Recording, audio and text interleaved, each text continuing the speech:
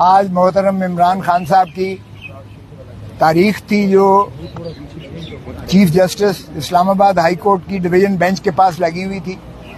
12 بجے کا ٹائم تھا. 12 بجے سے ہم 1:45 بجے تک بیٹھے رہے اور پسینے میں شرابور ہو کر بیٹھے رہے. کبھی ایسا نہیں ہوا کہ بالا عدالتوں میں وقت دیا جائے اور اس وقت کے برعکس جو ہے یہ میجسٹریٹوں میں تو ہوا کرتا تھا کہ چیمبر میں ریٹائرنگ روم میں بیٹھ کے چائے پیتے رہتے تھے یا ٹی وی دیکھتے رہتے تھے. ہائی کورٹوں میں کبھی ایسا نہیں ہوا تھا. میں نے شکایت بھی برملا کی, اگرچہ چیف جسٹس صاحب نے اس کی معذرت کی, لیکن میں نے کہا جی یہ کرٹسیز ختم ہو گئی ہیں. ہم آپ کی عزت کرتے تھے, آپ کو ہمارا عزت بھی ملحوظ ہونی چاہیے.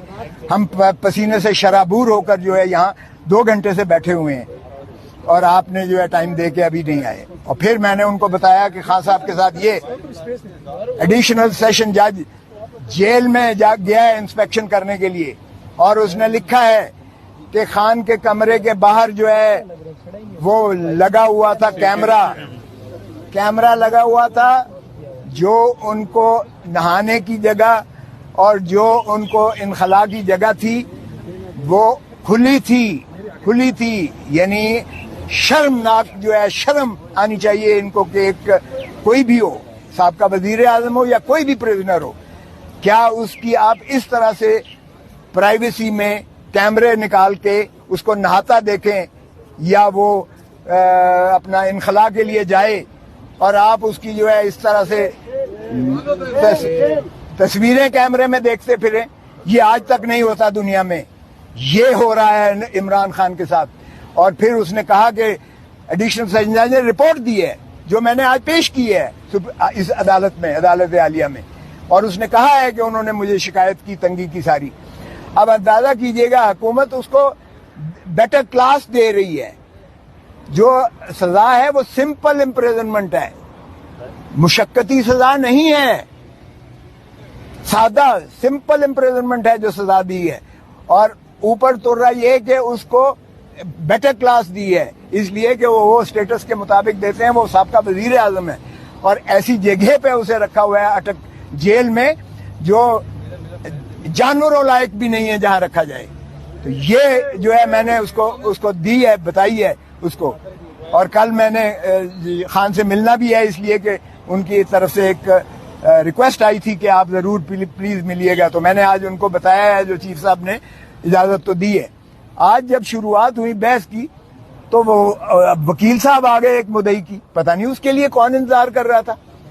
مدعی کے وکیل صاحب وہ ہیں جو میرے شاگرد کے شاگرد ہیں, جو وزیر قانون کے, اور ماشاءاللہ وہ شروع دن سے, پہلے دن سے وہ وکیل ہیں مدعی کے, پہلے دن سے الیکشن کے وہ سارے ٹرائل میں موجود ہیں, اور کہتے ہیں جی مجھے تیاری کے لیے وقت چاہیے. تو جج صاحب نے کہا بھائی تم تو خود بیچ میں رہے ہو, 2 ہفتے چاہیے مجھے. میں نے کہا سبحان اللہ, جب ہم نے مخالفت کی تو کہتا 10 دن دے. تو پھر میں نے کہا جناب جج صاحب بہت اولیاء, اس دن جب میں نے پہلے دن آپ کو بحث کی تھی, آپ نے اپیل سماعت کے لیے منظور کی تھی, اسی دن آپ کو معطل کر دینی چاہیے تھی سزا, اسی دن آپ کو سسپینڈ کر دینی چاہیے تھی سزا. پھر بھی آپ نے باوجود نوٹس دیا شارٹ ڈیٹ کے لیے, اور وہ تب اس لیے نہ لگ سکا کہ آپ بوجہ علالت چیف جسٹس صاحب بیماری کی وجہ سے عدالت نہیں کر پا رہے تھے, جس وجہ سے تساہل ہو کر آج لگی تھی. میں نے کہا جی یہ تو نہیں ہو سکتا, اس لیے کہ یہ آپ میری زندگی کا حق مجھ سے چھینا لیں, جو اللہ کے ہاتھ دی ہوئی ایک انعام ہے انسان کو, اور آئین میں اس کا تحفظ کیا گیا ہے, آئین میں اس کا تحفظ کیا گیا ہے. اور یہ ہر دن ہر لمحہ جو میرا گزر رہا ہے یہ میری زندگی سے کاٹ رہے ہیں آپ, جس کا کسی دنیا میں کسی شخص کو, کسی عدالت کو اختیار نہیں ہے, کیونکہ یہ بنیادی حقوق سے متصادم ہے. اور میں نے کہا جی یہ دیکھیں کہ فساد کی سب سے بڑی جڑ, اس سارے گناہ کی جو ایک شاخسانہ ہے وہ تو ہے الیکشن کمیشن آف پاکستان, جس نے یہ فیصلہ دیا کہ عمران خان جو ہے وہ 62-63(1) میں یہ ڈسکوالیفائی ہو گئے ہیں, یہ نااہل ہو گئے ہیں, اور آگے لکھ دیا کہ ان کے خلاف جو ہے فوجداری مقدمہ بھی قائم کیا جائے. اچھا اب اندازہ کریں کہ وہ آرڈر لاہور ہائی کورٹ میں چیلنج ہوا اور اس میں ایڈمٹ ہو گیا ہے, اور اس میں کہا گیا کہ کوئی اس کے خلاف کاروائی نہیں کی جائے گی, کوئی کاروائی نہیں کی جائے گی اس کے پاداش میں. اور دیکھیں کتنے کھلے ننگے طور پر اس کا پروسیکیوشن بھی ہوئی اور سزا بھی ہوگی. اور پھر میں نے کہا جی آپ جورسڈکشنل انکیپیسٹی ہے. اس عدالت کو اختیار ہی نہیں تھا ایڈیشنل سیشن جج کو یہ کیس سننے کا، اس لیے کہ سیکشن 193 CRPC کہتا ہے کہ کوئی سیشن کورٹ براہ راست کوئی کیس نہیں سن سکتا. وہ میجسٹریٹ کے پاس جاتا ہے، میجسٹریٹ ریفرل کرتا ہے 193 میں کورٹ آف سیشن اگر ہو. اور میں نے 2022 سپریم کورٹ منتھلی ریویو کا حوالہ دیا ایگزیکٹ اسی نقطے پر انہوں نے سیشن کے آرڈر کو سیٹ اسائڈ کر دیا ایگزیکٹ اسی پر. تو پھر میں نے کہا جی یہ تو سارا ٹرائل ہی جو ہے غیر آئینی ہے اور یہ اس کی سزا جو ہے وہ کالعدم ہے اور یہ نان ایسٹ ہے. پھر میں نے کہا جی دوسری بات یہ ہے کہ یہ کمپلینٹ جو مدعی کیا گیا ہے ڈسٹرکٹ الیکشن آفیسر وہ کر ہی نہیں تھا سکتا کمپلینٹ جو ہے یہ الیکشن ایکٹ کے تحت، کیونکہ اس میں election commission of Pakistan complaint کر سکتی ہے یا الیکشن کمیشن آف پاکستان کسی کو ڈیلیگیٹ کر سکتی ہے. یہاں سیکٹری الیکشن کمیشن نہیں ہے. سیکٹری وہ ایک ملازم ہوتا ہے، وہ کمپلینٹ جو ہے کر رہا ہے، وہ کیسے کر سکتا ہے؟ نہ اس کو کوئی ڈیلیگیشن ہے.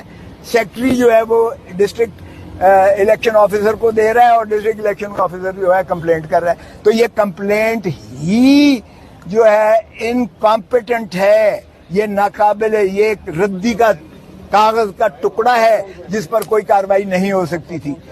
اور پھر میں نے کہا جی اس میں بھی لکھا ہوا ہے 120 دنوں کے جو ڈیکلریشن جو فارم، یہ مجھے کوئی توشے خانے کی سزا نہیں دی گئی، یہ سزا اس چیز کی دی گئی ہے کہ آپ نے جو ڈیکلریشن دیا ہے، ہر MNA دیتا ہے، میں خود 10 سال دیتا رہا ہوں، 31 دسمبر کو دینا پڑتا ہے اور وہ 30 جون پچھلے سال کا جو آپ کے محاصل ہوتے ہیں، جو آپ کے ایسٹس اینڈ لائبلٹیز ہوتی ہیں، اس کا آپ ایک گوشوارہ دیتے ہیں الیکشن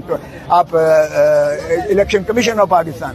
تو وہ الیکشن کمیشن آف پاکستان کے اس ڈیکلریشن سے 120 دنوں کے اندر جو ہے کمپلینٹ ہو سکتی ہے.